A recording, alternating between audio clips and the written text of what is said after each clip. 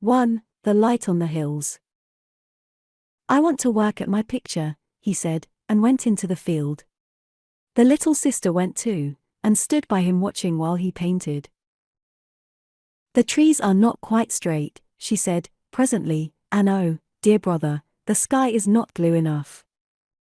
It will all come right soon, he answered. Will it be of any good? Oh yes, she said, wondering that he should even ask. It will make people happy to look at it. They will feel as if they were in the field. If I do it badly, will it make them unhappy? Not if you do your very best, she answered, for they will know how hard you have tried. Look up, she said suddenly, look up at the light upon the hills, and they stood together looking at all he was trying to paint, at the trees and the field, at the deep shadows and the hills beyond, and the light that rested upon them. It is a beautiful world, the girl said. It is a great honor to make things for it. It is a beautiful world, the boy echoed sadly. It is a sin to disgrace it with things that are badly done. But you will do things well. I get so tired, he said, and long to leave off so much. What do you do when you want to do your best, your very, very best? He asked, suddenly. I think that I am doing it for the people I love, she answered. It makes you very strong if you think of them, you can bear pain, and walk far, and do all manner of things, and you don't get tired so soon. He thought for a moment. Then I shall paint my picture for you, he said, I shall think of you all the time I am doing it. Once more they looked at the hills that seemed to rise up out of the deep shadows into the light, and then together they went home. Soon afterwards a great sorrow came to the boy.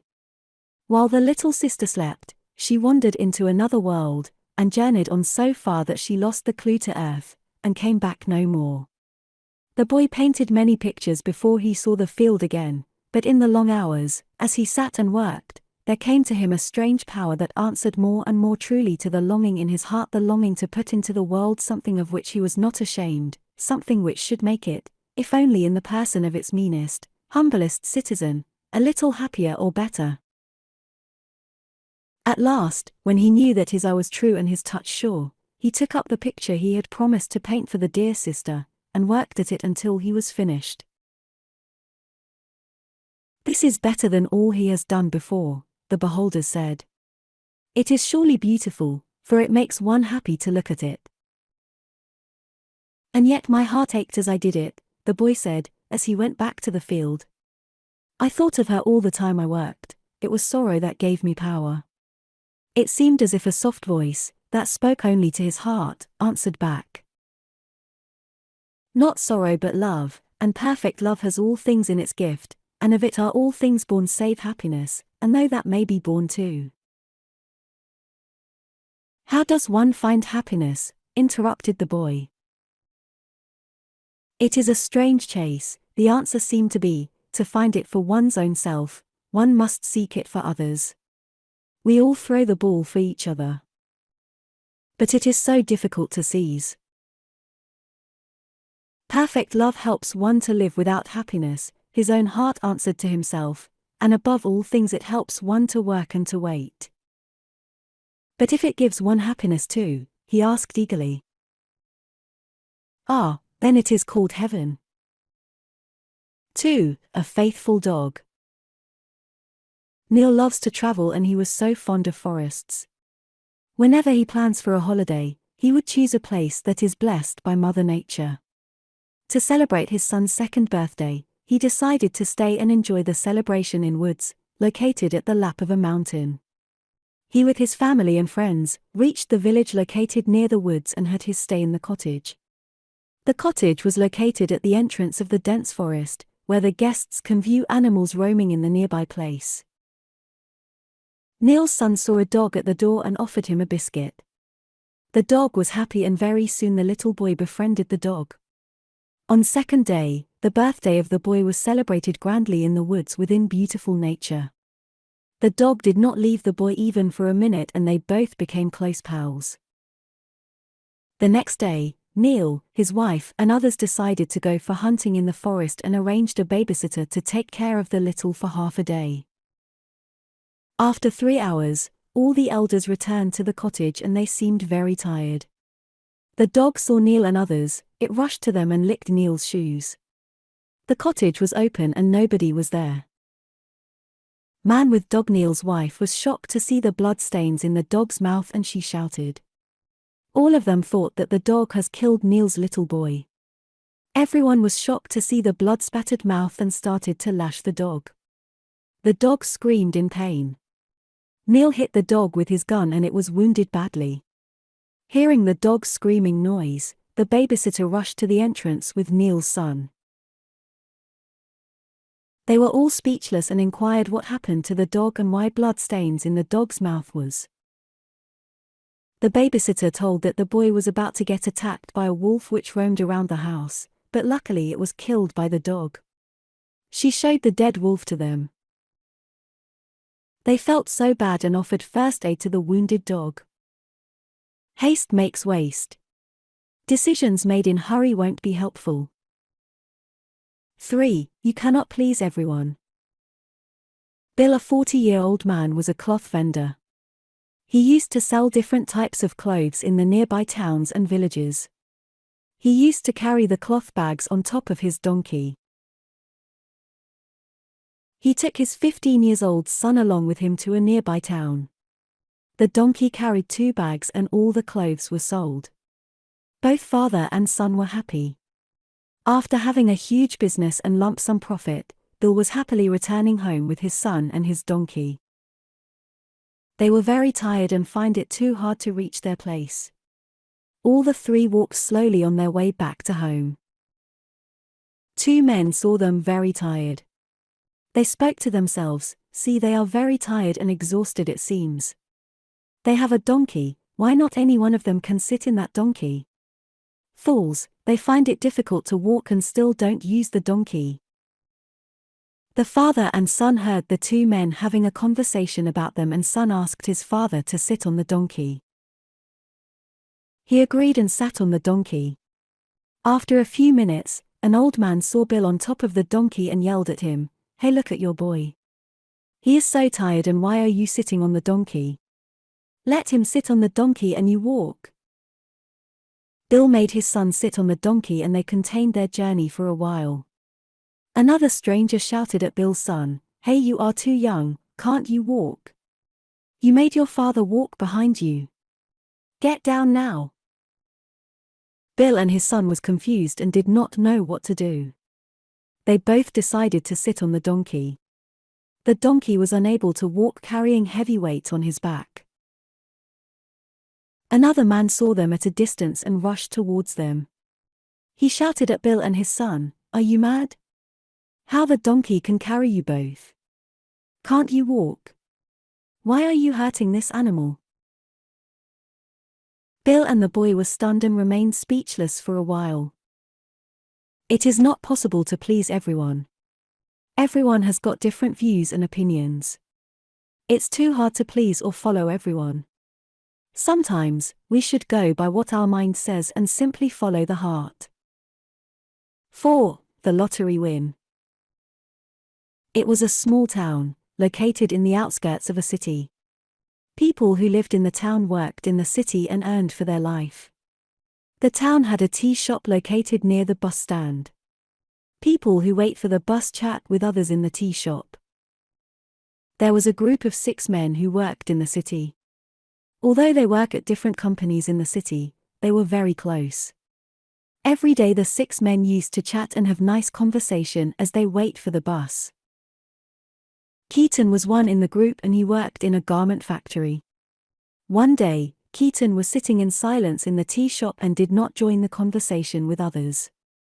The other friends saw him very sad and inquired him why he looked so worried. Keaton told, "Nothing, friends." One man insisted him to share his worries, so that they might find a solution for his troubles. Here is the conversation between Keaton and his friends.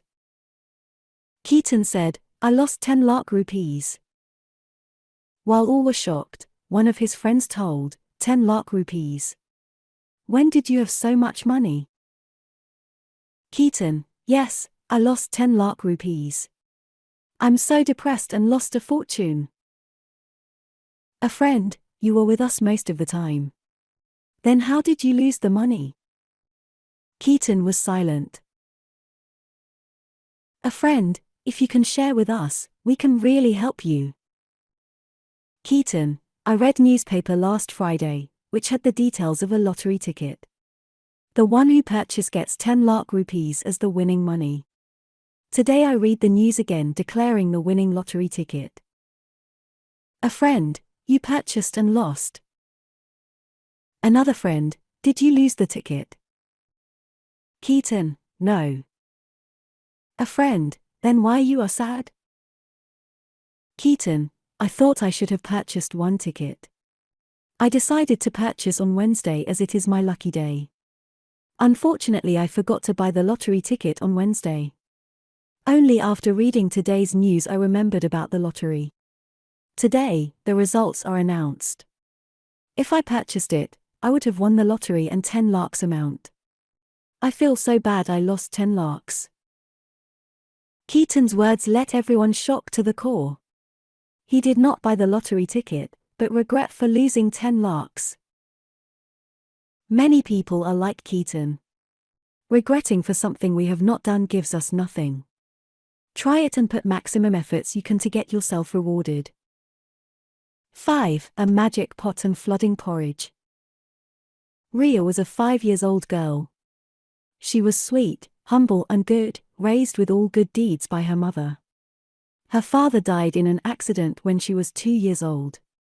Although they found it too hard to survive, the mother and the daughter continued to battle with the life. Ria's mom worked as servant maid in a few houses and she used to bring food home given by her masters.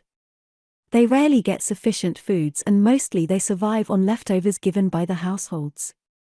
One day, the little girl had nothing to eat as her mom was severely ill. She went to nearby forest to get some food from the woods. She met an old lady, who knows about the little girl's misery. The old lady gave her a magic pot and told her, the pot would help overcome all her miseries. The old lady said that the magic pot can provide her unlimited amount of delicious foods and she should tell, cook good food little pot, and when you want to stop it, you should say, stop little pot.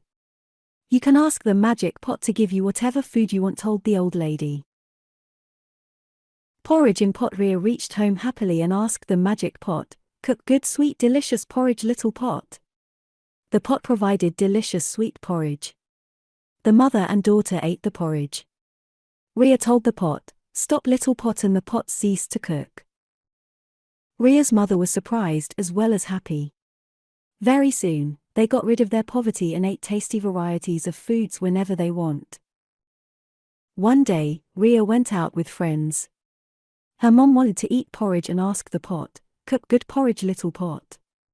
The pot started to give porridge for the mom. Ria's mom ate the porridge until she was full. Unfortunately, she did not know the words to cease the pot cooking. She tried to say a few words but magic pot continued to cook. The porridge rose over the pot, fell on the floor, the kitchen was filled with porridge, the house was full, and the nearby house, the entire street was filled with porridge. No one had any idea how to stop the magic pot cooking. Ria was shocked to see the streets with full of porridge, running down cover the entire village and told the words, stop little pot. And finally, the pot ceased cooking. So, whoever wanted to reach their home should eat the porridge and take the way back. Soon after Ria reached her home, the mom and daughter had a great laugh. And yes, Ria taught her mom to say important words that makes the magic pot stop cooking. 6. Lazy Jack.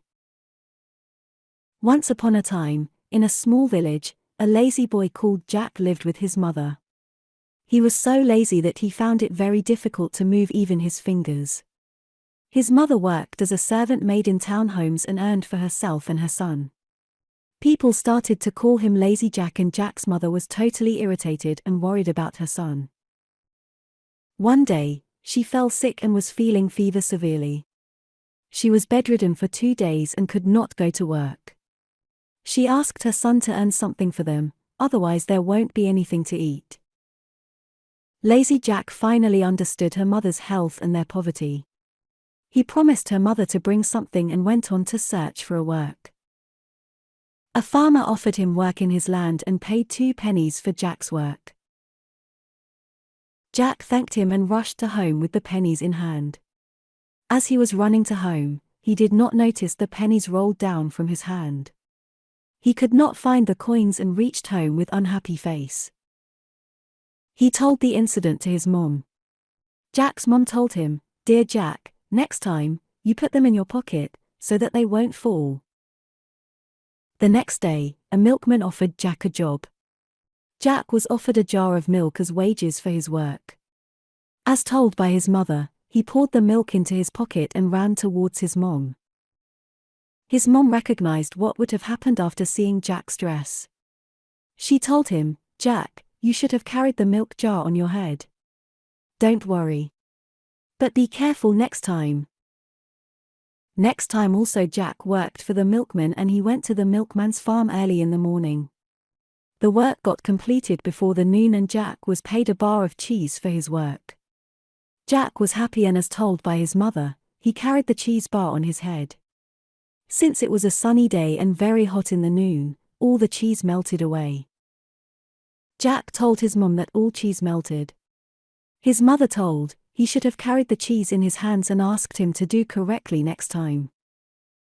The next day, he went to work in cattle. The owner of the cattle farm offered him a little kitten for him towards wages as Jack liked the kitten very much. He carried the kitten on his hands.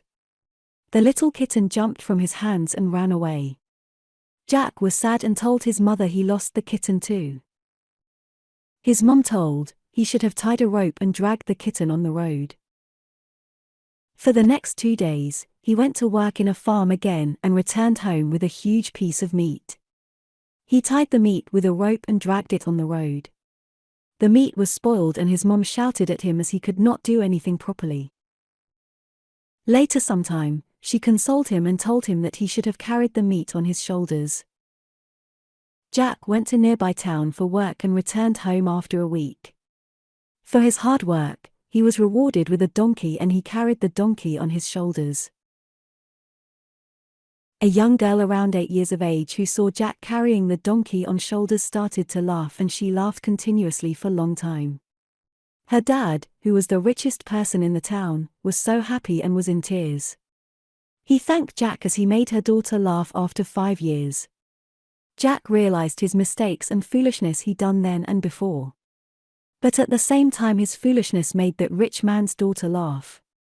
He took the rich man and his daughter to his home. The rich man offered them work and shelter in his bungalow. From that incident, he tried to do everything properly without any mistakes and foolishness and they lived happily ever after.